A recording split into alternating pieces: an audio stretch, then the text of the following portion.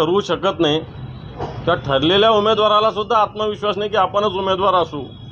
त्यांनी जाहीर केलेली तारीख 25 आहे, पण कालच फॉर्म भरलेला। तुम्ही जाऊन कलेक्टर ऑफिसला चेक करू शकता। दारूचा व्यवसाय दारूचा व्यवसाय त्याच्यावर बोलू ना निवडणुकीत। आता मी व्यवसायावर नाही बोलत, आता फॉर्म उमेदवार विषयावर बोलतोय। व्यवसायावर जाहीर सभेतून बोलू। कई सारे उम्मीदवार खड़े किए जा रहे हैं, तो ऐसा नहीं लगता है कि एमआईएम एक बार फिर से आ सकती है? लोगों का ऐसा कुछ नहीं होता है। लोग होशियार है, लोगों को किसको गिराना है पता है, किसको चुन के लाना पता है।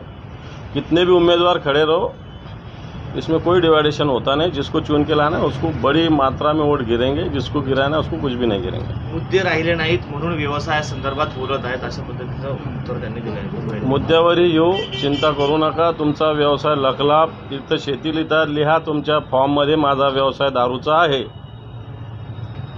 व्यवसाय सांगतात तर फॉर्म भरताना दारूचा व्यवसाय लिहिला जरा बघा।